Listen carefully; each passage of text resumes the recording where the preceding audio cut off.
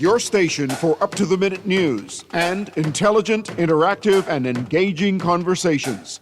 96.9 FM.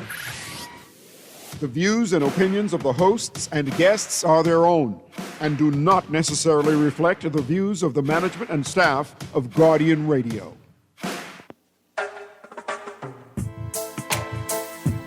La la la la. La la la la la la la la. La la la la. I represent baby I from Nassau, Bahamas, big up Dayton, bro.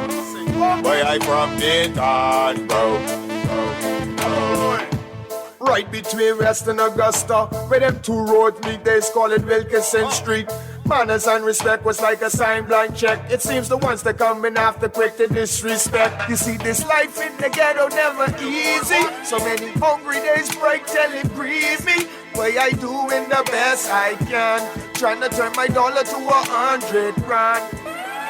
I represent the ghetto people. I from Nassau, Bahamas. Big up big Good night, Bahamas, and welcome to another edition of Inside the Inner City that premieres every Friday at 6:30 to 8 p.m.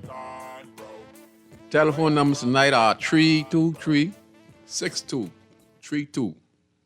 325-4316, 325-4259. You can text us, powered by BTC, at 422-GR96. Our producer in studio is Mr. Chris, and he's our producer tonight on Guardian Radio 96.9 FM. I'm your host, Valentino, host of the talk show Inside the Inner City. Call me Scoochie or Scrooge, just my nickname, or MP or Governor, or Daddy. Just a pleasure to be a host every Friday. And I know you guys who take the time out to listen to the show. You know, Friday's a very busy day for a lot of folks. You know, a lot of people like to go and eat, and after that, a hard week of work, they want to go to the nightclub, they want to go to the restaurant, they want to go with their girlfriend, their wife, they want to go with their friends to the various different activities and social events that be happening around town. So, you know, and I know that, you know, they'll be listening at this time. It has to be something that is very exciting, people looking forward to. And as I ride around, people will be having a show blasting, sometimes to the restaurant, sometimes to the bar. So it's amazing, it's amazing. Also, I'd like to give thanks to all the rest of the hosts on Guardian Radio, Chicago Line, White Scrawn, excuse me, Naughty by Nature. We also get C. R. Nuri and Miss Erin Green, and many others whose name I have not mentioned. Yeah, and to also to the radio, to the rest of the talk shows around the country, Steve McKinney and everyone else who's doing their thing. I'd like to say thanks to each and every one of you. Well, today's show, we're going to talk about the landslide victory by the PLP. We also want to talk about why we think the election was won by the PLP. I would say they're playing checkers. Why is everyone else is playing something else? And then we talk about the Prime Minister's disappointment by the low turnout. And we'd also like to give our input, give my little 2 cents on why there was such a low turnout to the polls when we had 209,000 people registered to vote in the general election. And when come election day, we saw lowest voters turnout, lower than, I think, 2021 when we had Hurricane Dorian, the COVID-19. So, you know, it goes to show that there are people out there who are showing their democratic rights, and their democratic rights is this. They don't care who is in power, PLP or FNM. All they say, they don't care because they feel that both governments over the years have been doing the same thing over and over. And to them, that is crazy. Like you said, we keep on voting. So these set of people have decided that they don't want to participate. They'd get registered. And hopefully if they could get a couple of dollars around that time from the political parties, if it come their way. If not, they don't give a crap because all they're saying, government is government, and they're doing the same thing over and over. Yes, there's progress being made, But when it comes to the daily lives of individuals living in the inner city community, hustling and working every day, to them, it's now or never. So if they're not feeling it right then and there, they're not concerned, if they're not seeing the changes right in front of them where they are benefiting and their neighbors are benefiting, and then they look at the situation when it goes to the release of how much politicians make in a 5-year period or on a yearly basis, and they see the increase in their salary, their income from when they came in and when they left. So this again is like an example that has been programmed into us now. So, it's crazy, So we're going to talk about that a little bit. Then I'm going to have you guys come in and comment, and y'all could give y'all their 2 cents, and we can just rub it right in. I begin as a community leader. I have good friends like Mr. Chris Brown. He is an ambassador in the U.S. For the Bahamas. Chris Brown. He's one of our greatest athletes, and he's my good friend as well. And when he visits the town, we normally get together. So anytime he has anything to like to be exposed that is going to help the young athletes in the country or any young teenager growing up, he always sends me some information to give out on the airwaves. So he's having the Chris Fireman Brand Rise of the Champions Track Camp, Nassau, Thomas A. Robinson Stadium, July 10th to 11th. Friday from 10 a.m. to 3 p.m. and then Saturday from 2 p.m. to 4 p.m. You can sign up. All you have to do is punch up Rise of the Champions Track Camp, and you can sign up. Chris is going to be out there with numerous athletes, former athletes, and they would be out there teaching the kids on how to perform and get ready if they're interested in track, teach them the fine art of track and field. So again, if you're interested, Nassau Stadium, July 10th to 11th, from 10 a.m. to 3 p.m., and then Saturday from 2 p.m. to 4 p.m. So that'd be a great experience for kids who want to see some of the world's greatest athletes and some of the Bahamas' greatest athletes who are now retired and they want to give back. Okay, so it's the Chris Fireman Brand Rise of the Champions Track Camp. Okay, Thomas A. Robinson National Stadium. You can go online and sign up and be a part of it. Okay.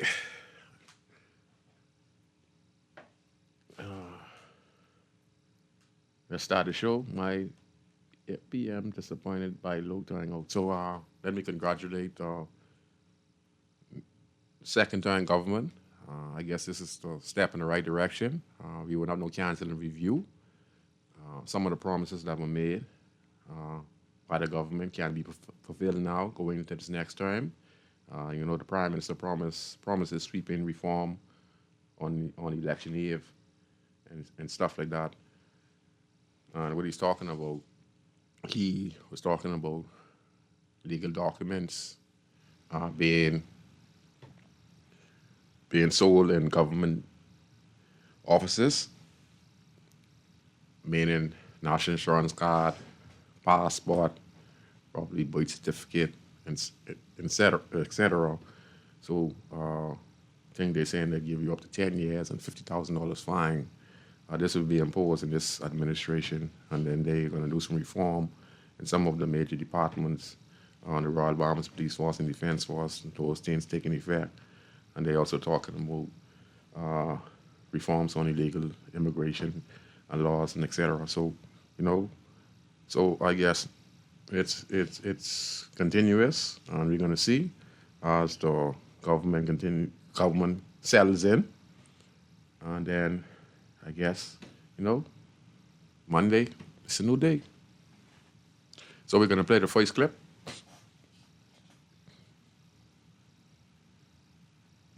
I, Glennis Margaret Elaine Hannah Martin, do swear that I will be faithful and bear true allegiance to His Majesty King Charles III, his heirs and successors, according to law. So help me God. 10 more cabinet ministers were announced today, with 9 of them being sworn in this afternoon at Government House. Glenys Hannah Martin will now serve as Minister of Tourism after previously holding the post of Minister of Education, Technical and Vocational Training. Minister Michael Darville will continue to serve as Minister of Health and Wellness, while Clay Sweeting remains Minister of Works and Family Island Affairs. Keith Bell is Minister of Housing and Land Reform. JoBeth Colby Davis has been appointed Minister of Energy, Utilities and Aviation. Mario Boleg will serve as Minister of Youth and Sports. Pia Glover Rule took the oath as Minister of Labour, the Public Service and National Insurance, and Zane Lightbourne retains his role as Minister and Natural Resources.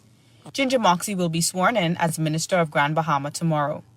Prime Minister Philip Davis thanked the Bahamian people for once again placing their confidence in his administration. Today is a day of gratitude. Gratitude to the Bahamian people for once again placing their trust and confidence in this administration. Gratitude for the opportunity to continue the work we started together. Gratitude for the faith shown in this team of men and women who have accepted the call to serve. The Bahamian people have spoken. They have asked us to continue moving this country forward. He says he is honored to stand alongside his cabinet ministers once again, adding that he has full confidence in their character, commitment, and love for the country. I'm proud to stand alongside this team today because I know the character of the people who have accepted this responsibility. I know their work ethic, I know their commitment to country, I know their love for the Bahamian people. Prime Minister Davis says the Bahamian people returned the PLP to office to continue the work of serving the country. He added that there is still more to be done. Over the past near 5 years, we have made meaningful progress as a country. We stabilized an economy that was under pressure. We restored confidence internationally. We expanded opportunities for Bahamians. We invested in schools, hospitals, airports, roads, and family island communities. We strengthened social support for those who needed help the most. But the Bahamian people did not send us back to government so that we could celebrate ourselves. We did not come back to celebrate ourselves. They sent us back to finish this work. There's still more to do. More cabinet ministers are expected to be sworn in tomorrow. Reporting for the Guardian News Network, I'm Arnika Bannister. And congratulations again to the government on repeating, getting a second time. It's good progress. You know, like I said, it's not going to be canceled review. It's only progress. I hope so. But they have been done some great stuff over the course of the 4 years, besides what we were talking about when it comes to some of the conflict. When I was talking about corruption concerning the Royal Bahamas Police Force, Defense Force, and et cetera, the Immigration Department.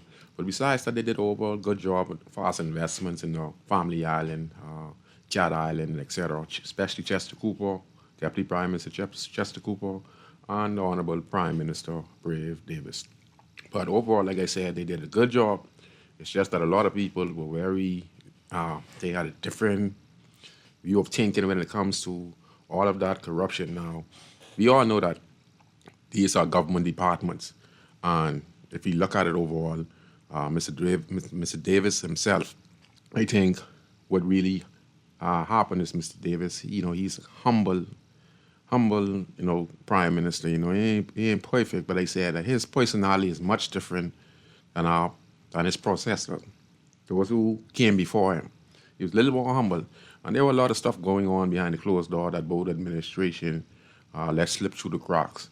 But we, as a Bahamian people, wanted to see it dealt with in a timely fashion. But, in him being humble and him addressing the problem slowly, not approaching it head on, slowly on how he is approaching these particular matters, because they were very delicate matters when you're talking about investigating the police force, defense force. These are institutes that have been around a very long time. And it's hard for any government or any government official who has power over them to really go and really make change. It takes time, you'll be very, because there's laws and regulation, and you're breaking the code, because they are also protected, because of their ranks of being senior officers, senior immigration officers, or whatever the situation is. and it's like a brotherhood. So to be able to tackle that, it would take time. So that's why they're saying in that second venture, they would start to deal with it. So on that end, we had the opposition leader and the opposition party. I guess they approach it where they say they would not be given citizenship to a lot of persons not born here in the country, would not be given citizenship, would not be given passport.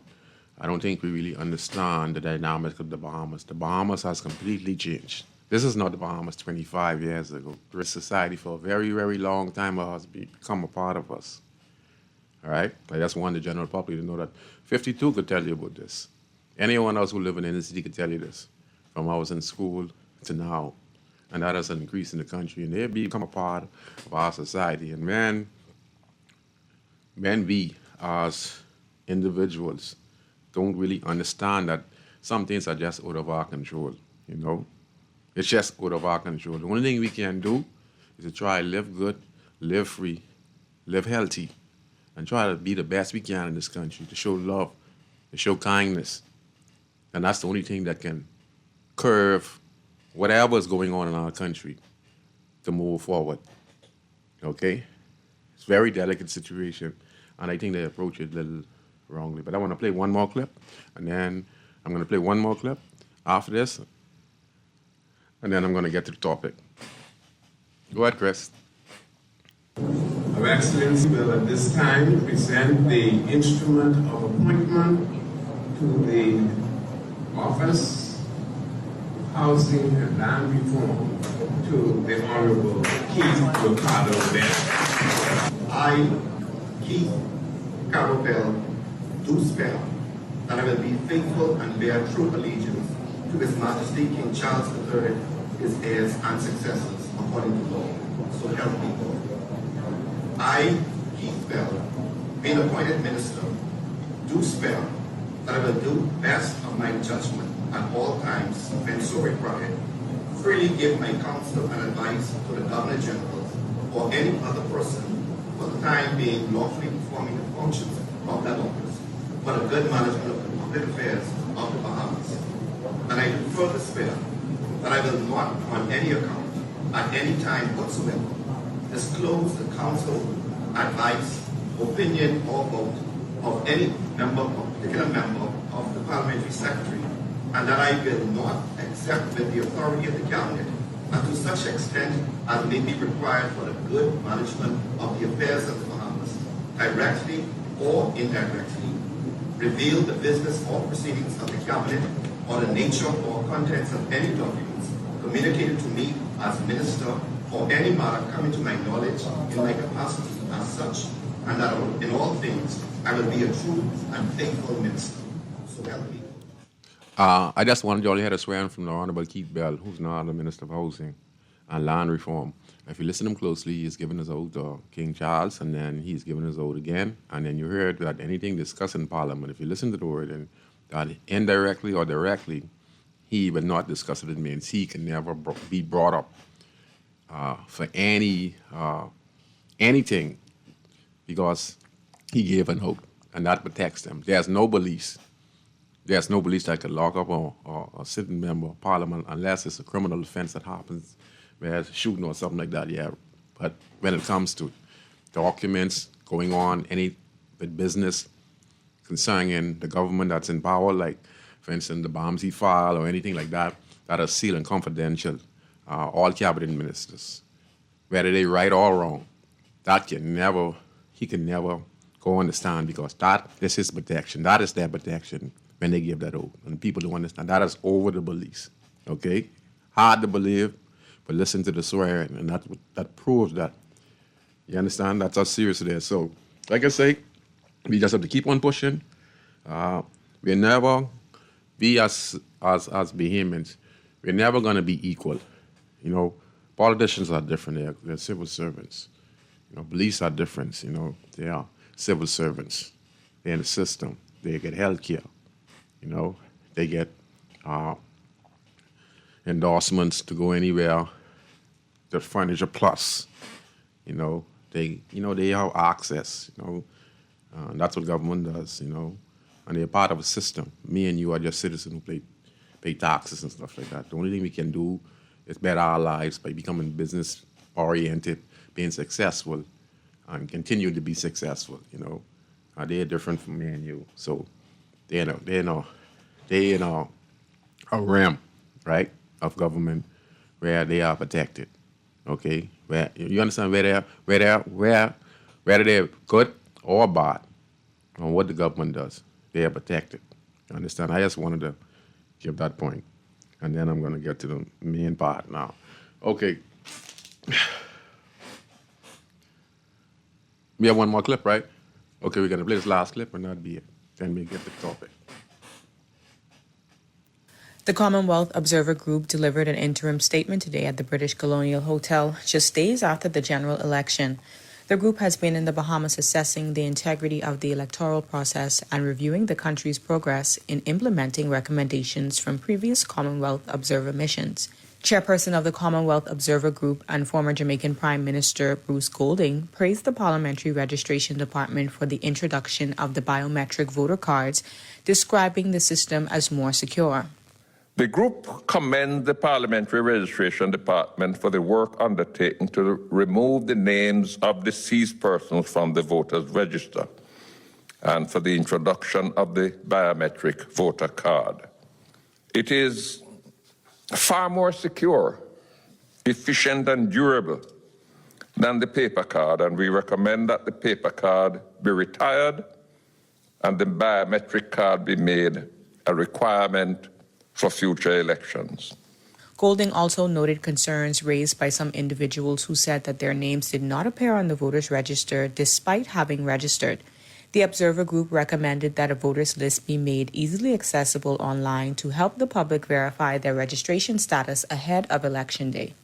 We recommend that before the list is certified, a preliminary list should be made available by website so that voters would be able to verify that their name is on the list and assigned to the correct constituency. He also expressed concern over the low number of voters who cast ballots, noting that while more than 200,000 people were registered to vote, only just over 60,000 participated in the election. He added that voter turnout across Caribbean islands has been in sharp decline. But what I think needs to worry all of us is the trend. With each election since 2017, the numbers seem to be in sharp decline. And I would worry as to, if the next elections are held in 2033, what the turnout will be at that time. Golding said it is frustrating to see the lack of meaningful change over the years. He added that the people of the Bahamas must take ownership of the reform process and make it their business to push for improvements. As I said before, we are frustrated. I told the Secretary General today that, in a sense, she may be wasting our money sending us here every 5 years to observe and to make the same recommendations and nothing happens. But I don't think even the Commonwealth Secretariat, and throw in the OAS and throw in CARICOM, I don't believe that they alone will be able to persuade the reforms that are necessary.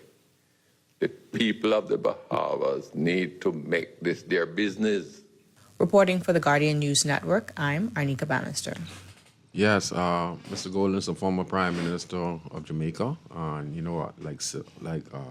former Prime Minister Ingram, they go around, because once a Prime Minister, always a Prime Minister, regardless if you're former or not, you're still used. Around in the Caribbean or around the world, you still have the title. You're used in so many different aspects as businessman, and persons want to come to the Bahamas or come to the Caribbean. They know one another, they're met, they travel together, they talk together, and he is one of the delegates who was down here serving on the election observatory board. And he is saying that, we need to get more involved based on the low turnout that just went in the general election. We had like 209 persons registered to vote, and according to that, 60,000 or more just turned out to vote, meaning it's crazy, like 80,000 or more person didn't even vote. And what that says, it says this. Many people said that persons who didn't vote ain't have no say. Well, it's like this. You ever hear the song say, wolf, wolf, wolf, right? And, every day, guy just running down the road just saying wolf, wolf, wolf. So it's the same thing as Bahamians voting every year for the last 45, 50 years or 60 years, voting between these two individual parties and a third party along the way. And we kept getting the same results. We making some progress. Government's making some progress, but some other people making more progress and some other people making less progress. So over the course of that, over the years, we elect government. We vote them in, and we vote them out based on their performance. Some are personality problems, some are spiteful, some say they're going to do something, they lie to the Bahamian people, and then, we get frustrated, and then the government just lose face with the majority of people in the country, and we just waiting for the election day because that's the only chance we have. That is the only time we have to really make a difference in the country. After that, we say to ourselves, it's back to work for us who probably a part of the party, we probably be doing okay. We understand that, that's okay. You work with the party, you deserve to get incentive and stuff like that, but for the majority of Bahamians, like the 80,000 persons in the country, they feel left out by both administration. They feel that, what does the sense of me going to the poll when, even though with all the progress the government have been doing, with the $1 billion projects, yes, that is good, like I always state that. But when it comes to how people are living with their roof leaking, their yard is filthy, it's not all the responsibility of government. It also comes to community-minded people as well. But with the poverty going on in our country, that has completely been destroyed or deteriorated, where only if some people have it, they would do it, but other people just don't have the time, they're not interested, so people just living in the squalor. Right? And so some people have just lost their will to believe in the election process because they feel you're going to get the same results. And we might be judging them and say, you know what, y'all allowed this to happen, y'all have no stake in the country, whatever happens now, it is on you. No, they exercising their democratic rights by I'm not encouraging them not to vote, no, but they are demonstrating their democratic rights. So they're saying that we are not going to the polls to show you we're not interested because we know what you're saying isn't making no sense. Even if you become the government the day or tomorrow, we don't care. We still have to go to work. We still have to pay our bills, like how it been day before or yesterday. And ain't nothing much is really going to change when it comes towards us. All right? And that's the state of mind that a lot of those 80,000 persons are feeling in the country. And some of them don't want nothing from government. Some of them just who are natural, honest Bahamian, who just have given up on the process because we have seen so many different corruptions in so many different agencies. So a lot of us are just throw up the white flag and hope that one day that someone who would come that would attract them, charismatic person, who could capture their minds and really mean what they say, and get those 80,000 persons to say, when I want to vote, I believe in this individual, I believe this person is going to take the party in the right direction, or this member of parliament is a part of this political party, and I feel it in him that he is going to be the one, he or she is going to be the one to make a real difference, and I could put my trust in them. But a lot of trust is being broken in the country, not because of the political scene, but the hard times that Bahamian people have been facing in the last 50 years in this country. And that has taken its toll. So you can't be judgmental on those who don't vote because they made a point. They made a point that we'd get registered 209,000 people in the country. And then only about 60,000 or more went to the poll. So there's more people who registered to vote and did not vote than persons who voted and voted in the government. You understand? That's crazy. And that's to show you how we're deteriorating in the country when it comes to trust and believing in God and believing in kindness and transparency. We are destroying it up. We are destroying it in this country. We're throwing our beliefs away just because over the years of all that between those two parties of destroying much of our morals and our trust. You know, it's torn us apart. You know, a little while ago, before I came back, I got a caller coming right now. A tree on us, I have a canap tree, is a male canap tree. And you know something? It is shedding its leaves. And why is them there? It's one big tree. And all these leaves dropping. But you know what? They drop the next. You know, one after the next. You know? So I look at that, I say, wow, that's a tree. And they're dropping one after the next. Then some other green leaves coming out at the same time. So as them said, drop down on the ground, there's some green set coming out. You know, we are like a tree, you know? And right now our leaves are falling and withering. And we need some type of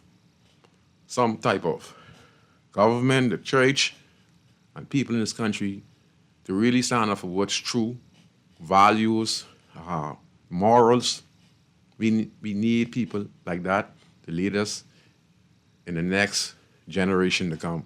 Because as of now, there's very few examples out there besides the mothers and daddy who are out there who are doing this. And the good behaviors who around the country, growing their family, teaching what is right, teaching their daughters and their son what is right, how to work, how to become business boys, and how to be decent people, how to be decent to your neighbors and etc. like that. You know, shout out to all those persons. But we are so lacking that in our leadership, in our church, in our homes. So shout out to all the parents out there who are teaching their kids about not walking past somebody without saying good morning or good night, or not being courteous to somebody, you know. So yes, so I think that's why the low voters turnout would happen in the general election. And that's not one of the reasons that led to the landslide of the general election. I think the Free National Movement under the leadership of Michael Pintard got baited in. I think their biggest mistake was why they couldn't resonate with the Bahamian people. It's because those incidents with Lincoln being around the House Assembly and he was in Parliament and Lincoln got up there and really challenged him. You know, that right there sent something to the Bahamian people. Whether a lot of us was distasteful towards Lincoln and our approach and saying that, you know, he too bash, you know, you shouldn't do that, you know. That gained a lot of traction. That looked at Pintard's character, honestly speaking, because, you know, when you're opposition leader, you really can't let no one jump in your face. You know, you got to be able to, in a decent way. I mean, you want to follow people because they are baiting you. You know what I mean, or trying to belittle you. You know, even though you defend yourself, but I think that right there. And then the next scene went around Parliament again with the lady and et cetera, and then he was saying that Pintard was on drugs and blah, blah, blah. And then, you know, he was talking about, the opposition was talking about the corruption when it comes to police and et cetera, et cetera. I think he failed to address the situation with Marvin Dames. He didn't address it. So when people see that he really didn't address it, I think that again set a signal, you know, like, oh yeah, he's talking about the other side, he's talking about the government and the power, and we have defense force officers, we have police officers being charged for serious offenses in New York and in the U.S. And now we have here a FNM candidate, Dan, you know, former Minister of National Security, now about that he rented out, not saying he's connected, you know, but Bahamian people like us know that if we're in the car and et cetera, and we let in the car, the police is going to question us and et cetera. I mean, we might get charged as well, you know what I mean? So when he didn't really make an issue of it, people start to, you know, okay, this is going to be the same. And then I think why he also couldn't resonate is when it comes to the immigration policy, when he don't go a clean slate, means that he wanted to be very aggressive towards the illegal immigrants in the country. And what I mean is this, he got baited in the PLP player chess. Okay, he got baited in, and And he started to, like, to rile up the Bahamian people that, if you give us a chance, we would not give citizenship, to no illegal immigrants who come to the country. Well, many of us want to hear that. But then you also got to realize there's a population over here who don't want to hear that. And there's a party who is actually working with them, meaning that, this is the party they choose. And so if they have a choice, they rather deal with this one than to deal with this one, because if this one comes in, this one here is going to take away our privilege and our opportunity. You understand? That's what's going on. So it was chess play. Then the early election, election was called around September, October. The prime minister called an early election, so he caught them by surprise as well. And then the opposition party, Free National Movement, doesn't have a base in these inner city communities. The PLP never stopped working in these inner city communities, all right? They have their PLP headquarters, Free National Movement.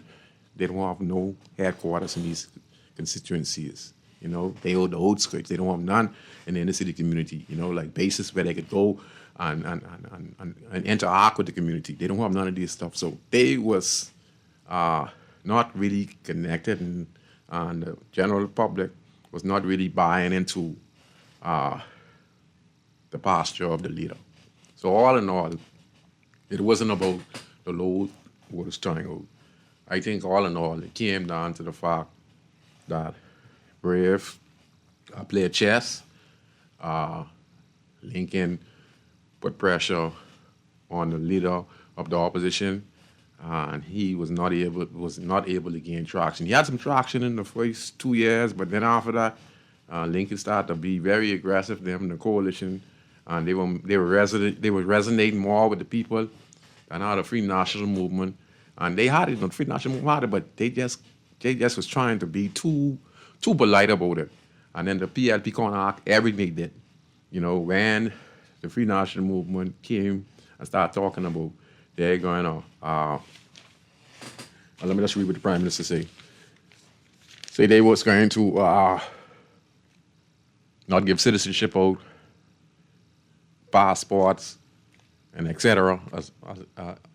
If you ain't go through the right proper procedure at that time, like I say, there are more people working with that party.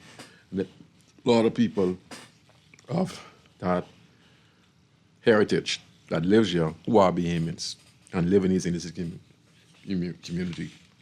All right, so let me just read what the Prime Minister said. Okay. The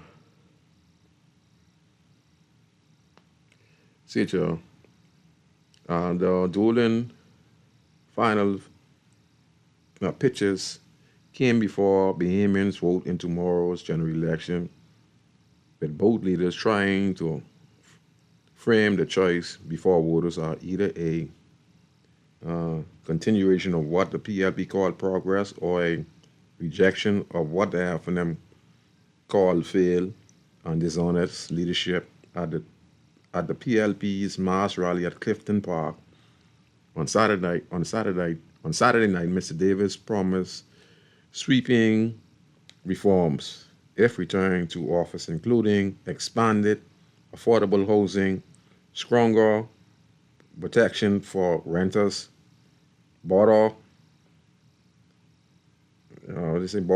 healthcare, access, new training programs, and faster approvals for entrepreneurship and development. At the F&M's rally at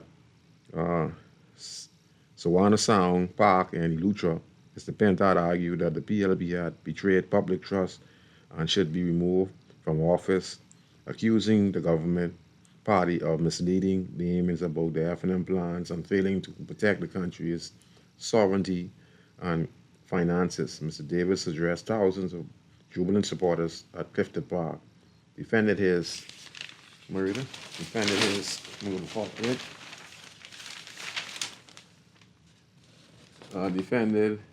administration record with outlining what he continued progress would look like under a second PLP term. He was brought on stage, goodness of God, our supporters cheered, cameras light up, featured speeches from PLP candidates, performances, fireworks, and repeated calls from supporters. Mrs. Davis said a re-elected PLP government would train 25,000 Bahamians through the Upskill Bahamas initiative by 2031 on bill on programs already introduced, including the National Apprenticeship Program. He also pledged to build BTVI campuses and a new PHA Academy and to continue developing the creative economy. For too long, we have watched some of our writers in the country to get their education, build their careers, and they don't come back home because the opportunity was not here, because the path home was not clear, he said. And that's the same thing we're saying now, Mr. President. You know, people come for the opportunity. I mean, they come and get a training and they leave because they don't have no opportunities to reach it. So that's what a lot of those 80,000 individuals who did not register, who did not vote in the last general election, that's how they're feeling, you know.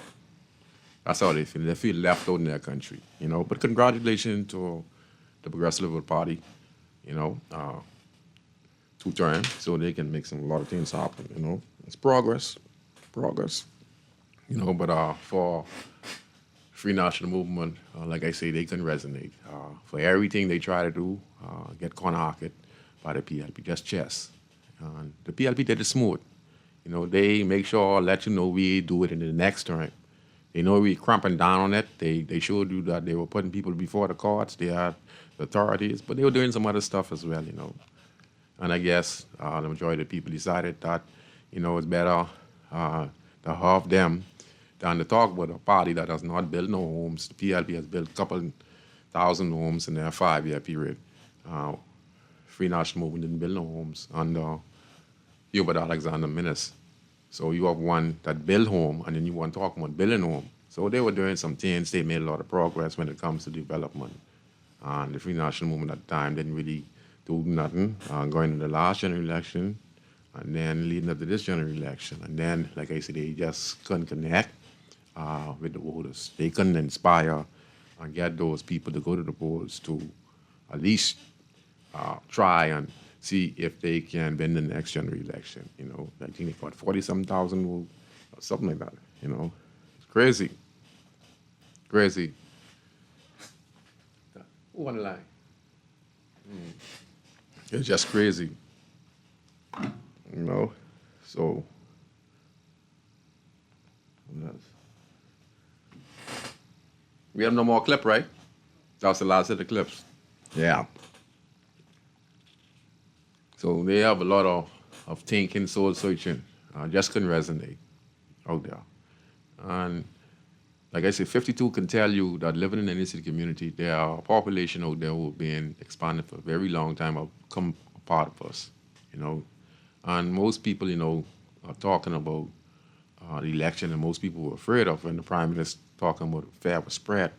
The fair spread, I think, when people start to hear people speak up against Bahamians in the country and say things at the political rallies, you know, and yet the majority of people really, really upset. But like I say, you know, there's some things we can't change people, you know. The only thing we do is try to reform and try to put some checks and balances in places and try to go from there, you know. It's a losing battle, you know. It's a losing battle, Bahamians. We just hope that, you know, you continue to do the best you can for yourself. Go get your small business, whatever. Stay focused. Try your best to get the best education. When you have the opportunity, when someone helps you, try your best to take that opportunity and make the best of it, okay? Because it's going to be tough in the country. Okay? It is already tough in the country. You know, government will try and make it a little easier, but some places they may never reach because it's just too much. It's just too much people, you know, in a fortunate situation. You know, the Prime Minister in his statement, he talked about writers coming and going to be writers, and then entertainers going to be entertainers, and then they never come back to the Bahamas. The Bahamas itself needs to be a creative. It means the communities need to have poison who has an idea on what they like to see happen in the community, I'm on the drawing board now, doing the plan up for Lewis Street, and how I'm going to get a tourist coming to the community. I've been working on it for a little while. It's a little slow. I'm not no millionaire. I'm not no thousandaire. I'm just using the little resources I get, and it's working slowly but surely. But I'm putting these plans in place to benefit the community in the long run. I see a market that we could target. It's right over there. Sabas is doing a wonderful job in Fort Charlotte. Congratulations to Sabas. I know he's going to win a seat, and he is doing a tremendous job over there. And then I heard former member of parliament, his name is the Honorable Desmond Bannister. He was a minister of education. He's a good friend of mine too. I did some business with him when it comes to programs in the community of Grandstand and the park that I normally did my events from for 20 plus years. He would come and give me a little sponsor with the basketball rims and stuff like that. So he helped out a few times, assisted me with getting new rims and some chairs to put on the park and stuff like that. Desmond Bannister. And he was on social media talking about the outcome of the general election. And he said that, we need to put campaign reforms in place based on the fact that you're going to have to be a millionaire to be a candidate in the next general election, because the voters and the residents of these communities, when you go in these communities, Grandstand, Baintown, Fort Charlotte, Camp Road, they expect you to fix their house. They expect you to pay their light bill and stuff. That's how he's talking, You can't blame the people, Mr. Bannister. You have to blame the politicians, okay? You have to blame them. That blame is on you guys, okay? When you guys was out there, I'm talking natural on both sides. When you guys out there were dealing with Peter Nygaard and Beacon, PLB dealing with one, F&M dealing with one, okay? Look at the end up. Y'all were dealing with millionaires, and they sponsored both of y'all parties over the course of the years. It's no different than Sabas, but Sabas has just done something remarkably smart. He is not just an investor no more. He put himself into a position to be a candidate now, okay? So he did smart investments. He invested. Now he's invested in himself, and now he could help some people out in Fort Charlotte. If I say it's a good thing, for me, who's a activist who speak on these things for the last 20 years, and anyone who knows me, I always talk about programs that are going to benefit Bahamians, and that cause low-cost homes, fixing low-cost homes, small business, okay? Cleaning up the community, getting rid of the rot, okay?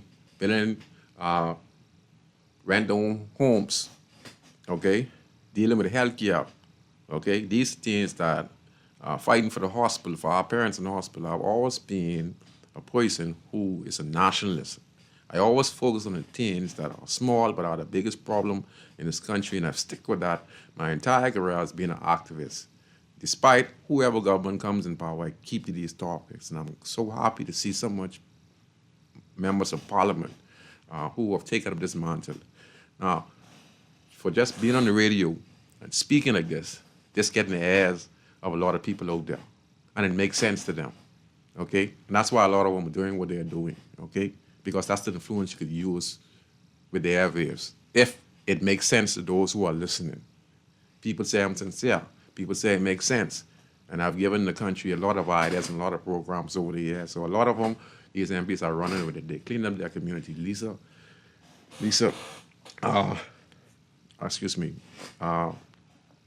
female members of parliament doing a fantastic job. That's what I want. Glennis Anna Martin, she must get about 3,000 votes. Okay? Pierre Glover Road was my schoolmate, and we were good friends at C.R. Walker under the leadership of Mr. Howard Johnson. He was our principal at that time. And I am very happy to see that they have done great when it comes to helping Bahamian people, okay? So that's one of the reasons a lot of people voted for them as well. Even though less people voted in the general election, they got the majority of that less than 100,000 people who voted in the general election to vote for them, because what they were doing on the ground, and it was continuous. Lisa Roming as well. And a few others of the females were doing extremely well on the ground, fixing the community, fixing the roads, and etc. And these are things that I preach for. So for me, as an activist, whether you're PLP or FNM, I appreciate that because these are things that I saw that a lot of families around the country needed. They needed assistance. And I wanted to get in the ears of the people in this country who have the power to help. The message that's being received around the country. So as a person who helped Mr. Christie start urban renewal, we were the guys who sit around the table. They helped Christie start the urban renewal by giving them ideas on what needs to happen in the community. And he conjured up a name, and then he went with urban renewal. Go check it out, right? Because we were there, offices long. It was office downtown with Hubert Ingram and Perry Christie were our partners, and we normally would meet there. One of the Bell brothers, Philip Bell from Freeport, his sons used to come down here and we would meet. That's when I was a Progressive Liberal Party member. All right, and we were one of the folks that had to help Mr. Christie become Prime Minister of the country, and we worked with him. Benson Linden turning us over them. Okay, all the Beak of them, Scrubber them, and they're so successful. I'm happy for Beak as well and Scrubber. Scrubber owns Joey's restaurant and bar, Beaker. He does his community work where he cleans up with his tractor and stuff. And I appreciate that. Because they are doing things to help people and they're also then helping themselves. And that's all we started the program of. I continued to push activism, extend that every time I have the opportunity to sit down with a government official, I would say this is what needs to happen. So I'm glad to see that the boss and Travis was doing it before. The FNM lost the election previous when he was the youngest member of Parliament, right? But things like that, I was using the areas for. So I'm quite happy for that. On Mr. Bannister's thing about reform, for right now, for the people being suffering, I don't blame the people.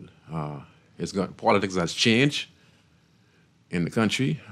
Yes, we might need to put reforms in place to see how you're going to stop people from expecting to get home repair or money from the MP, to turn on the light. The only way that's going to happen if we be able to empower the residents through programs where they'd be self-sufficient, where they don't have to depend on the MP coming around and asking them to fix their roof. And if you can't do it, the people just won't vote for you. All right? And that's the state we're in now in the country. So when I heard Mr. Bannister say that, he's quite correct. I don't think you need to be a millionaire. But we cost it. So we got to live with it. I think one of the reasons they also lost the general election because the PLP came up with a trump card with Sabas. I think that was the trump card. And then the Free National Movement tried to come with a trump card with Rick Fox.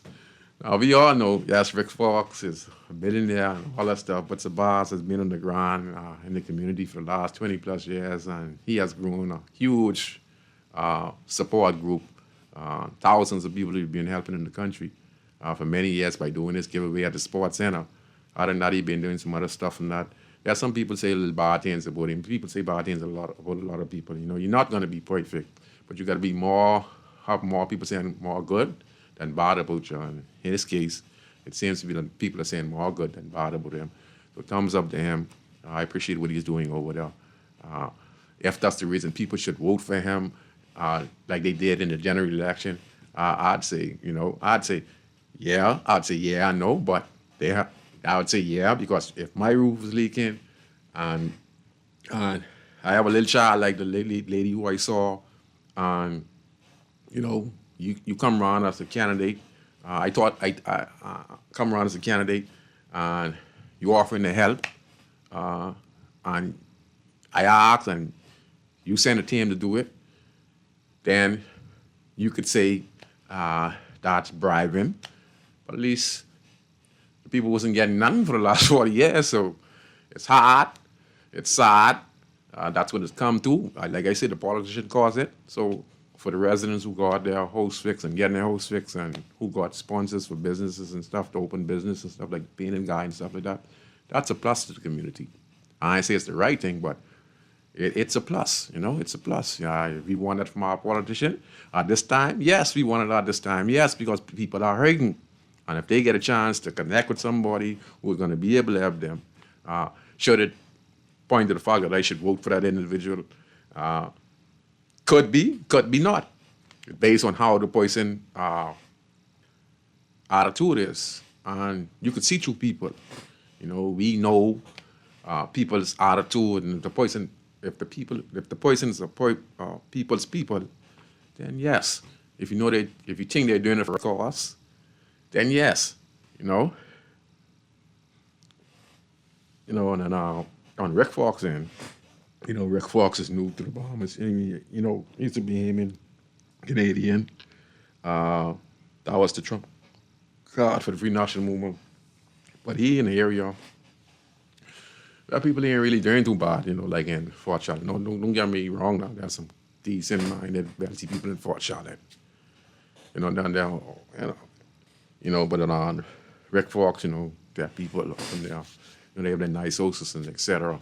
And they ain't really need nothing much, I think they just need to be updated when the garbage is coming around, when events is coming around, if they could get, I don't know, they just need some stuff. Make sure that the streets keep clean. You come around once in a while, Mother's Day, Father's Day. You have a little eat and greet, introduce the community by updating and having announcements on what's going to happen in the community from January to December. If there's anything that the government is doing or he or she is doing as a member of parliament, you would put it online and, be proactive with the community. Make sure the park, is cleaned properly. Make sure you have events on the park. Make sure you meet churches, go to the funerals, and et cetera of all the residents. That's all people want in some of these areas. But in these areas of Baintown, Grandstand, Angliston, you have to be a doer, or you have to be a person who has plans for the community once you're elected. Like what can you make happen once you're elected? What is the plan? You're going to build some community centers. Every year you're going to be able to have 100 persons per year training small business. Are you going to find a spot in the community to be able to put this person to stand their small business in this community? See, that's the next thing right there. A lot of people would love to start small businesses, but a lot of people don't have access to rent a store. Because having a business and paying rent is a very serious thing. And if you don't take that into account, I don't care what type of business you're running, if the rent is higher than what your income coming in every week from business, it will collapse. So when I look at the inner city community of being in Grandstand, Campport, and a lot of abandoned places, you know what I see? I see opportunities for small mini malls where you could put various different businesses in place for residents. Are these the plans of Mr. Watson? Are these the plans, the basketball plan?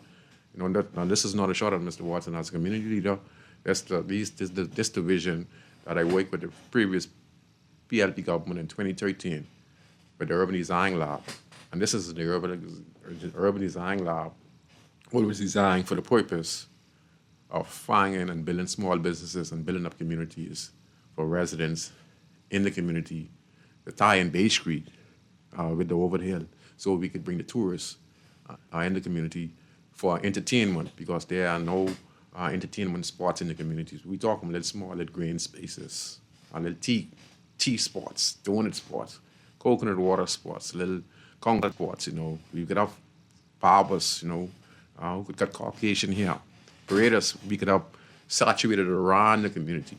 100 of these business up in one small strategic location, and that could spread all around these inner city communities. And this in turn can stop people from depending on MPs. They help them pay their light bill. They help them pay their water bill. They help them fix their house. They help them buy toilet rolls, or help them to give them a couple of so they give the kids to carry to school early in the morning. Or to help stop the kids from needing the government to have a breakfast program in the school, which is a good thing.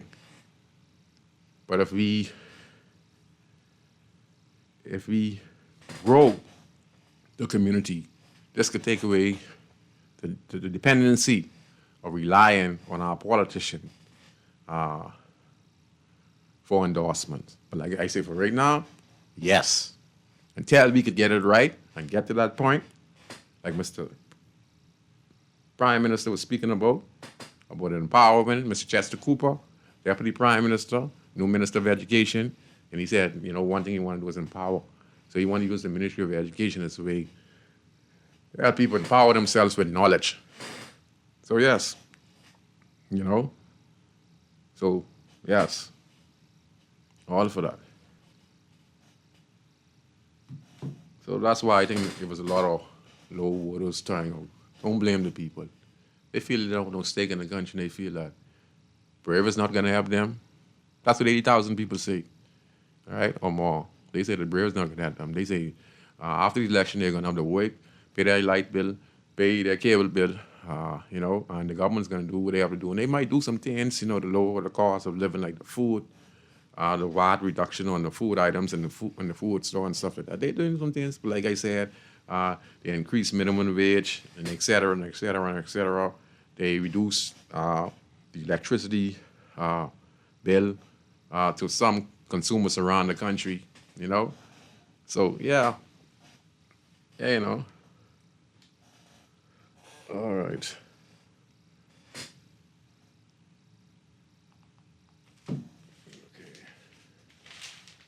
Yeah. So I think the Free National Movement is really gonna have to take a look at themselves. They just don't this time from Dr. Hubert Bennett lost that last.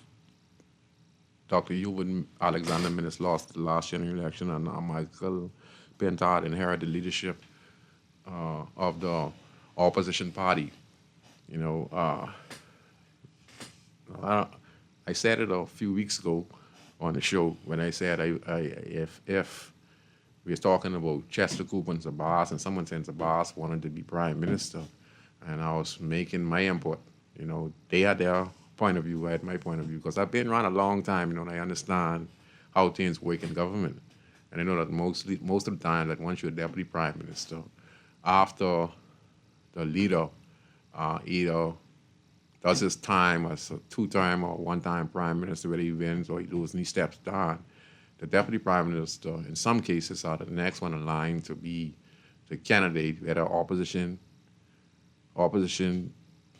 leader inclined to be the next leader of the party come election time if they win.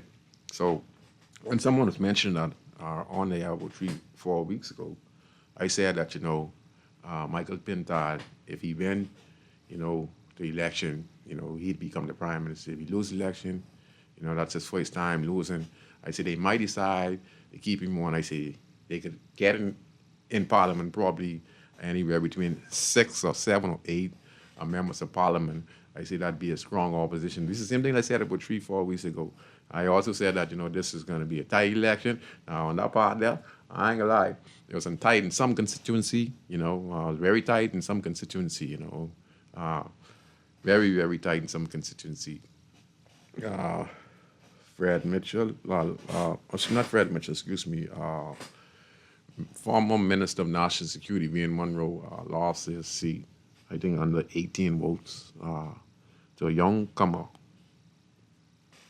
Mr. Deal, tight race. You had a little close one in Pinewood Garden with Lincoln Bain. Then, they saw Lincoln Bain and projected Lincoln Bain to be the new member of Parliament for the Pinewood constituency. And then, he was celebrating, and that was the number one topic right then in that election, because people was watching it closely. And then, when it finally come down, we heard that it was a glitch. They had him up there with 1,100 or 1,200 or 1,300 votes, and that sent shockwaves around the country. Only to know that he eventually had over close to 1,100, probably 1,200 votes. Very good showing by Lincoln and buying with gardens as well. It goes to show that people are just fed up with the two major parties. And before they vote for them, they rather give their vote to the coalition of independents. And in some cases, the coalition of independents candidates outvoted a few of the Free National Movement candidates. In Pinewood Garden, Lincoln came in second. There was a lady in a particular constituency, I think Kalani. I think it's Kalani, yes. She came in close as well. And a few other places, they got some good votes. And they were people who just disgruntled with both political parties. And they just liked the way how Lincoln was speaking about what was going on. And they said, you know what, let me just give him a try. And not just the people who, then you had the 80,000 or 90,000 people who no one could persuade them, because all they could say is if Lincoln get there, he's going to do the same thing because he got to swear to the king. If the PLP get there, they're going to have to do the same thing and swear to the king. If the Free National Movement get there, again, they will do the same thing, swear to the king, and then it's back to square one again. We going back to work again, still paying bills, and just hope that they ever hard to try ease the burden up on the Bahamian people. But it doesn't change the fact that we still have to go slave and work hard, and the struggle is real. If I don't work, I could get put out because the day is going fast. These days going dead fast. So if I pay this $150 for my rent, time is I pay that on Sunday, and time is Wednesday, Sunday then back again, Or the light bills be every month. You pay it. This week you sleep on the bed for a couple of days when you look. The end of the month right there. So time is going fast. The bills are racking up real fast. So the expenditure of small businesses. How can MPs be creative in the communities? By looking at abandoned lots. Keith Bell, he's talking about Rendon. These are some of the ideas that have been put forward that even him as the Minister of Housing now and land reform have been putting these ideas in a lot of the politician ears, and they listen to the show and they take these ideas and they run with them. That's what father but also leading too. We might not have to be the prime minister or opposition leader. Maybe you can use your voice that makes sense and people listen and take notes, because people tell me they take a lot of notes from the show. I teach them a lot of when it comes to gangs, when it comes to crime, when it comes to politics, how we could counteract it. They say I'm very intelligent, so there's hundreds of people who take note of what I say on the show. So you'd have to be able to strategize in these communities and see how we can look at places to set up for residents who have small businesses so that they can pay less rent. The less rent they pay, the more successful that business can be. We could have spots over the hill that can be designated as safe zones in these communities that are designed where we'd have the police working with us, the community working with us, where we can have the guests come in the community. Let me give you all a prime example. How easy for these inner city communities to change. If we wanted to create a job atmosphere in this country with the tourism industry, which I think is the biggest industry right now, if we want to change the lifestyle of the average Bahamian male and female with the tourism industry along combined with the jungle industry, we're not too far away from Bay Street. There's a park where we normally walk to, going to Long Wharf Beach. It's in the Bien Grandson community. It's on the side of Bell Baptist Church. When I look at these parks, right, and I look at the walking distance, I look at it, I say, wow, this is a little fish fry right here. I say, listen to what they're saying. I say, this is a little fish fry right here. If we could get 20 persons from in the community right there to teach them about small business, and we build some nice tents out here with the bathroom, and we have an entertainment, a section where we could get people who could rake and scrape, and drunken artists could come and perform, and they could really live in right in that small atmosphere. And in that atmosphere, that little small park right there can turn into a small business venture where we have hair braiders, we could have barbers, we could have nail technicians, we could have cooks, okay? And we could have entertainment right there with 20 or more small business poisons right down. 20 businesses would create more businesses in that community. See, that's the vision. You see, so boss get creativity. He understands, because he's a businessman, what other MPs? What are they going to do even when it comes to small business? Yes, we might give people a small loan, but how can we make it easier for them? By creating less expenditure for them.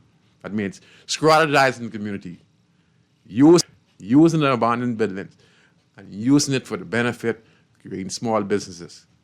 Someday in my life, I'd like to see dentistry back in the community, air doctors back in the community.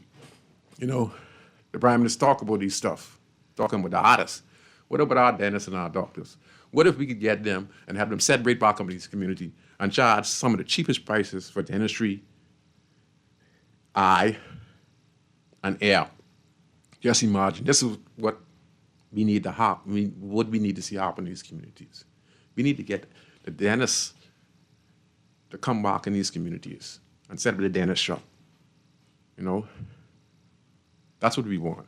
We want bouncy small sections of the fruits and vegetables to be in the city community. You can't tell me you can't buy a spot and put a small bouncy distribution depot in these communities. You know, there are so many ways what we can do. But when I look at these communities, the Baintown, Camp Road, even Foxhill, right?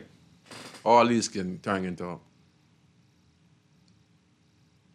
great opportunities for Bahamian residents in the country.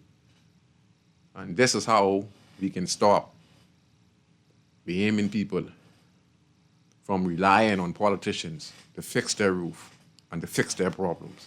And they will start relying on one another, because if they start to make money in that small circle and they learn to respect one another, help one another, they'd become thousandaires and millionaires, and their attitude would change and would fix a lot of our problems we face in the country today. Because people will be more social. You know, and we, as of right now, we're not so social. And a lot of our kids are making the wrong decision.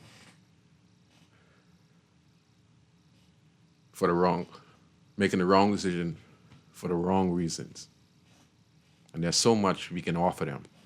The Bahamas is a beautiful place. When I look at the Bahamas, with my vision, I walk around the streets, well, I say, this is a gold mine.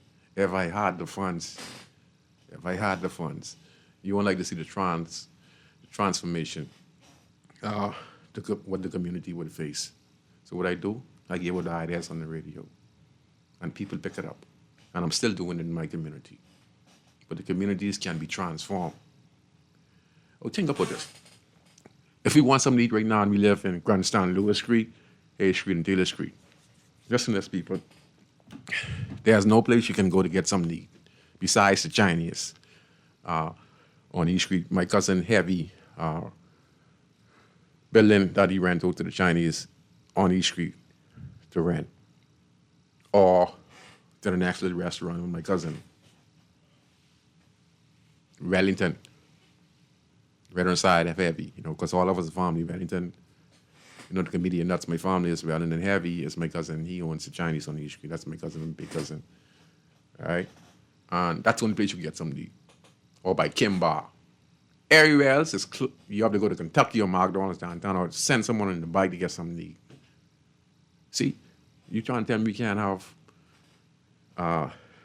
Bahamian restaurants, the smaller spots, selling breakfast, lunch? Huh? We can't be creative. And these are things what small business can do. But the government of the country spends millions of dollars on consulting. The thing is, they ain't hiring the right set of consultant. They need consultants who have creative ideas to help the community, and they need to work with them. Find them and work with them. I'm working on the Dr. Martin Luther King site now that I have established with the late great Dr. Rita Pratt. Mr. Punzo, the late great Mr. Punzo, he passed away, and he instill this information with me on the history of Lewis Creek. When it comes to the history, he told me about Dr. Martin Luther King visiting the Bahamas. He told me if I want to help improve my community as far as getting the tourists to come in the community, this would be one of the ways I could attract them to get from Bay Street to come to Lewis Creek. And he gave me the history on this house. He only tell me I had to go find those. I had to go find a person who can help me read a Pratt. And I met her after I went on ZNS with Juan Miller, and I let the information on the ZNS News, Juan Miller, and couldn't believe it, like when I was talking about how Dr. King first visit was not in, was not in Abaco, I think. His first visit was in Grandstand. You know, they said when he came here to the Bahamas, he came and he wrote his speech. That was his second or third time here. But his first time in the Bahamas was through Lewis Creek when he came to the aid of Sir Randall. You understand? So we have history. And the host then, we was able to work with Antiquities and Monuments, the U.S. Embassy, me and Ms. Pratt. And we put all the documents together. We got it designated to be a historical site. Me and Ms. Pratt signed off on it. She have the book. We did the book. It went to Atlanta. It's in Atlanta Historical Museum in Atlanta, Georgia. It shows that Dr. King was here in 1958. He spent 3 days in Lewis Creek. He came down here to fight for the civil rights of Bahamians. He came to the aid of Sir Randall, who was charged with tradition because he was fighting for the rights of the average Bahamians, because a lot of their fingers and hands would get cut off, and they were not getting paid as much as the white workers. So we wanted equal rights and justice. And Sir Randall, was charged with sedition, and then he requested and sent a letter to Dr. Martin Luther King Jr., and he came down here, and on his journey here to the Bahamas, the charges against Sir Randall was dropped just because of the publicity that Dr. King was bringing here to the Bahamas to support our own, the late great Dr. Sir Randall Fox, who we celebrate Labor Day for. And he stayed there for 3 days in that community after that. And now we made it a historical site. And now it has a sign. There are people living in it. Now I'm working to see how I could work with Antiquities and Monuments to turn it a historical site. I talked to Sir Randall's family. They even willing to give us some of his work according to his daughter, and we can turn it into Dr. Martin Luther King and Sir Randall historical site. But not only that, all of the community leaders that came on the area, we would like to put their history in there. And the guests, and you don't believe to say it just was a thought, but do you know that every day gas comes from a cruise ship and comes through every day to stop to that particular spot right there, and they asking and they taking a picture with the sign right there. Now yes, the tourists are coming, but how can we get them to spend $1 in Lewis Creek? So that's why I'm building my restaurant. That's why I want to offer a lot of small businesses established in the community for the residents of the community so they can benefit as well. So we don't have this foolishness where we have to depend on a rich politician to come fix your roof or the beggar politician or something. We have some pride in ourselves. We have lost our morals in this country. We become beggars, but like I say, you can't blame us because we put our trust in the politicians. They become millionaires, and we don't get not even a fraction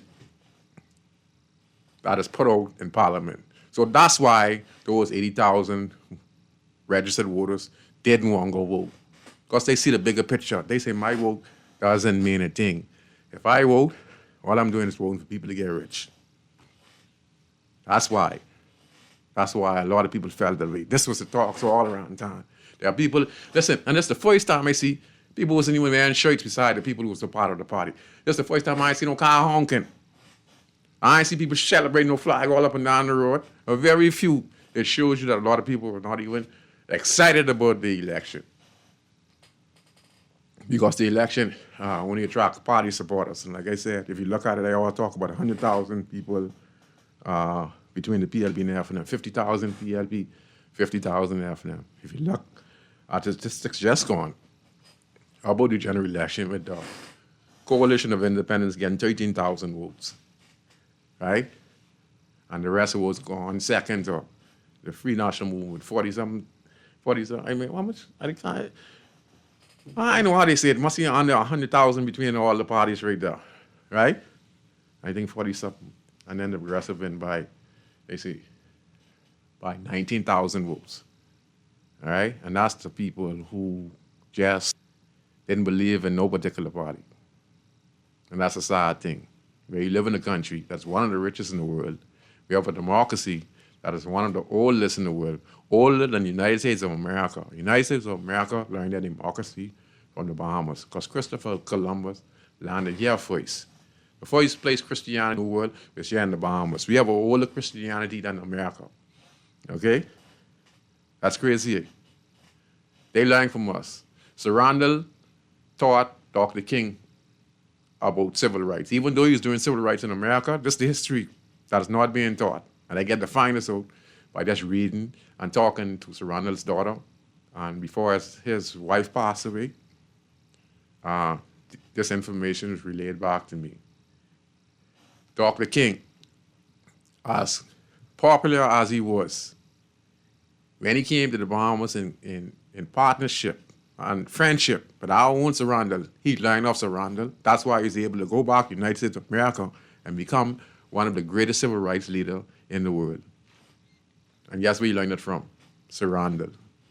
But in Lewis Street, people, that's why I tell you, we could turn these communities into a gold mine when it comes to history, and when it comes to small business, and when it comes to how we could transform the community. In the Lewis Creek community, my Uncle Jeff, that's my auntie, now they're married. They just been together for almost 40, 50 years. Right? He told me about Dr. Robert Love. And, I go and do research on that too. Some of the greatest civil rights leaders in the world came right here in Grandstand, Lewis Creek. Dr. Robert Love was one of the first persons to have a doctorate degree, black person. And he went to St. Agnes Church. He is one of the greatest civil rights leaders, greater than Dr. Martin Luther King, greater than Marcus Garvey, and he was a Bahamian. And he stayed through Lewis Creek, okay? He stayed through Lewis Creek as well, St. Agnes Church. Then in 1927, we had the Honorable Marcus Garvey came, and he stayed on Lewis Creek to a church, which is still a Galvanite church today, that is on Lewis Creek, okay? Not too far from the Dr. King site. And then down the road is the Dr. King site, which was established back in 2013, along with myself, Dr. Rita Pratt, Antiquities and Monument, and the U.S. Embassy.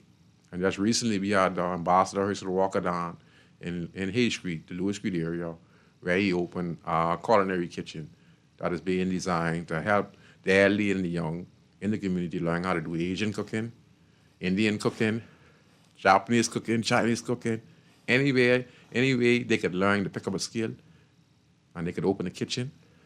Because we are so bored eating the same thing in the country, we're going to give them that opportunity to do in our community.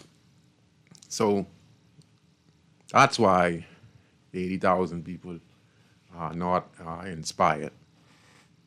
And that's why a lot of people didn't resonate with the Free National Movement, because the PLP counteract everything they did. And when they were talking about immigration, the PLP didn't come down hard on immigration. They was doing it, they were applying it, but what they did, they had a stance on it. Why is the FNM government being aggressive? Just put those of Haitian nationality with Bahamian status in the country. They started saying, no, we can't bother with this guy. So they rather work with this government, and that was the PLP. Okay, and then the majority of Bahamian people who are raw-born Bahamian are just showing a white flag, and you can't blame them. And you couldn't blame them. You couldn't blame them because they feel their woe didn't mean a crop in this country. And that's because the morals how both governments has taken away the desire for Bahamians to go and register and go to their democratic rights to vote for whatever party that's doing good or bad to vote for. We destroyed that. And we have to build it back. And it's the evidence right there. It's evident, you know. No if and no buts about that. You know? So I hope Rick Fox continues to pursue his goal. You know, he had a hard time in that community. It's a little close one too in Maribor. You know, he got a lot of votes. But like I said, he started late. You know, you could be on the ground earlier now. I always stated that this government has a chance to repeat. Remember, they started a show a few years ago when I was talking about the BLB governor now, outstanding job they're doing at voice. The work Chester Cooper was doing. I said that, you know, if they keep this up, they could do it a third term. I was even not saying a second term, so now I did that second term. So if they fulfill the promises they made and they could help improve the lives of residents in the city, I hope that they can build a new morgue. I hope that we can continue with the new hospitals and new clinics that they're building around town that take the pressure off Princess Margaret Hospital, you know. So much more work to be done. You know, it's not no council review. You can't take politics serious. I listened to an interview with Miles LaRoda. And Miles LaRoda was talking before the election, and he said this, that I think he said that the opposition leader, Michael Pintard, has been his friend for close to 50 years or so. And then he talked about the deputy prime minister as being, he was the deputy prime minister's lawyer for many, many years. So what are you saying that, you know, he said that he might not criticize his friend, me and Michael Pintard, in Parliament, but he said they are good friends. And even though he might not agree on some of the policies that he is stating in the House of Assembly, you know, that's still his friend. You understand? So, you know, you just can't take it so serious, you know. Because guess what? Why is you so much worrying about politics and stuff like that? And believing in this politics, you know, it drains you and takes away your purpose, you know, and you would be arguing about individuals and talking about who doing for who. And that could be true. But do you know you're draining yourself and you need to focus on yourself and try use that same energy to talk about it, Mr. Brave Davis or Mr. Michael Pintard, like what I'm doing now. You know, use that energy for something else and focus on yourself because these guys are friends and it's politics. And one day, Michael Pintard might not be the prime minister of the Commonwealth of the Bahamas, could be. I don't know if he's going to be opposition leader after convention. But just say this, one day, the Free National Movement will be the government of the Bahamas again. It could be the next 20 years, but one day it will happen. I could be dead and buried. One day, if the FNM was to win the election, somebody in the PLP party could be 10 years, 5 years, would be the next PLP party again. There would always be a PLP party, and there always be the FNM party. Yes, the PLP went twice this once, right? But who knows what will happen? Who knows could emerge as the next leader in the Free National Movement. Now they could lose again. But after that, what I'm trying to say is this. One day, the same party we chant for today will be out of power, and then the opposition party will be in again. You understand what I'm saying to you? That's what I'm trying to explain to you. So you can't take this thing serious. The only thing you can do is hope that they govern right and they provide the opportunity for you, and also make sure that they, be transparent and have your best interests at heart.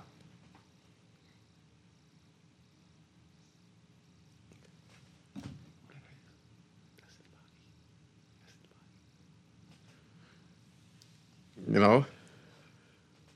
So again, my last and closing, I said, Brave them pay checkers, and Pintard reacted, and what they reacted on the affairs of the Bahamian people. And in doing so, the PLP corner it and did it in a smooth way on how they're going to deal with persons who, in government departments, who sell fraudulent documents, even though Pinta had made a point about passports, it was denied. And we heard later in the government report that 80, 90 persons were locked up for fraudulent passports or documents. So what Pinta was saying was true. But the PLP, they just did a great job of not putting fear of those of Haitian descent who are Bahamians here, or those who just getting their documents sorted out. He made it clear that, in our next term, we will $10,000 or $50,000 fine, 10 years in prison, being Monroe. And that's how they ease the pressure. And then when the Free National Movement was going to be more aggressive, I think that was the end of them. And like I said, when Lincoln Bean challenged Michael Pinta in the House of Assembly. House of Assembly that one time, I say he's a weak leader.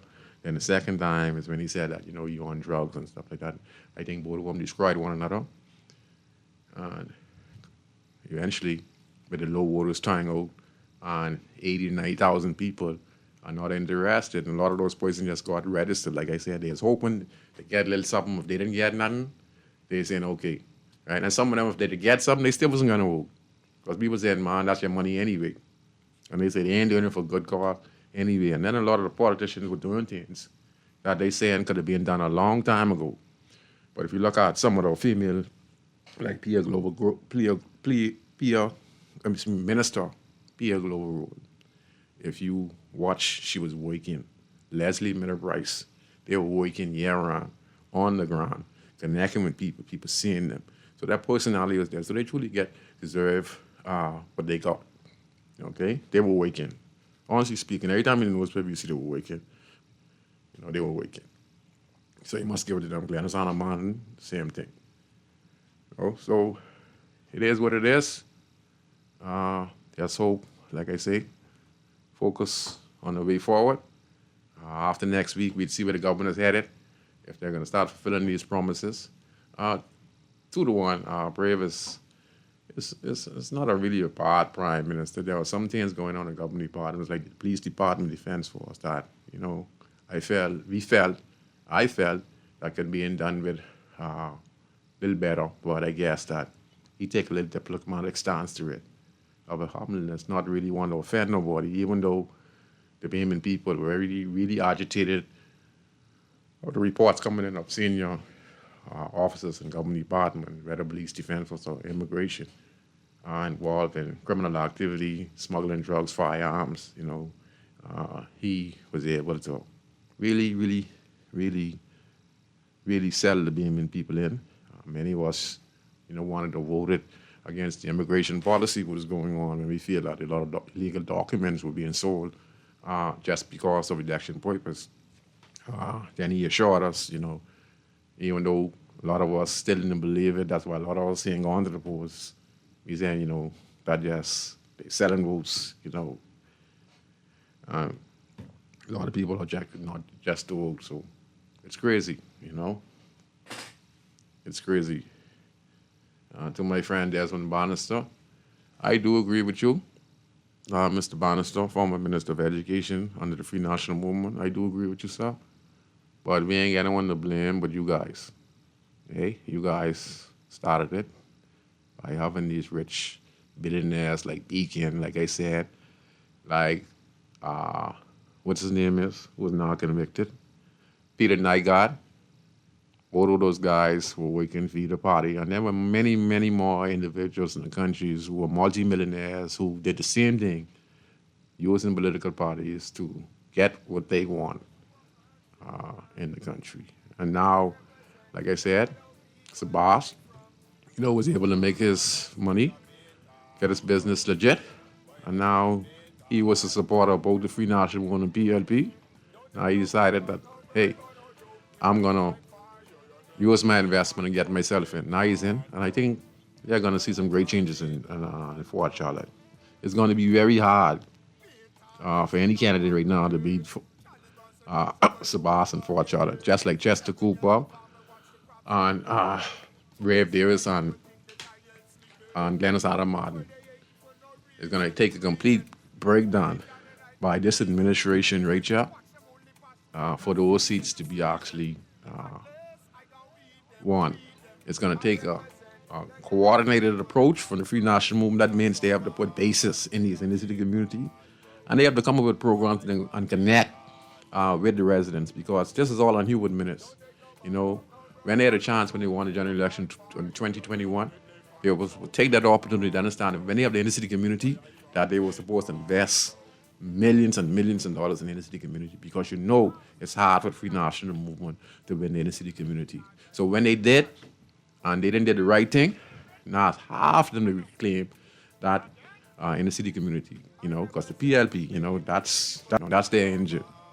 You know, I would like to say thanks to all the candidates who participated in the general election, those who were successful, those who were not successful. I'd like to give a shout out to my friend Jay Philippine. Jay, you're a young man. You have a lot of opportunities ahead of you. You know that Mr. Watson has a machine on the ground. It's a PLB stronghold, and the government at that time, the opposition at that time, they did very little to really support you in the community. You know, where we have a superpower like Mr. Watson, who has his team, and you know, he has the funds and been helping people in the community for many years. And for you to go on, and you did very well. You know, but you need to have really a good traction from the opposition leader and support to really be successful in the general election. You know, so it's 5 years away. So put that out your mind. Just we'll go in and wig whoever was going to be the candidate. You have to get in early. All Free National Movement candidates who is going to be in the next general election next 5 years, which is a very long time. You guys got to get on the ground on an informed basis. Other than that, it'll be a wrap again, where the Prime Minister will probably step down, Chester Cooper would step in, and then it slips a boss in there. You know, because I always said that, you know, I forget to say that. When they was talking about that, I was telling them, say, Sabas will not suppress Chester Cooper as the next leader of the Free National Movement until after 10, 15 years. Okay? That's how it goes. So in the next 10, 15 years, we can see Sabas probably being the deputy prime in the next 5 or 10 years. And then if everything goes good, we're looking at seeing him probably run for prime minister after Chester Cooper. Or it depends if Chester Cooper has done enough and decides to step down. But right now, after that, it's like Chester Cooper. Now, in the Free National Movement, they're saying Lincoln deal, till after convention. Or a little young Travis Robertson. So we'd see. But other than that, people, you just have a wonderful night. I'm your host, Valentino Brand, host of the talk show Inside the Inner City that premieres every Friday at 6:30 to 8 p.m. I hope you enjoy the show, and that just was my 2 cents on exactly what happened. You know, don't blame the 80,000 Bahamians who did not go to vote, and don't blame the people like Mr. Desmond Barnes who was stating that, you know, about the finances of politicians, where voters expect handouts should be looked into to put restrictions. You know, like I say, you guys caused that. All right?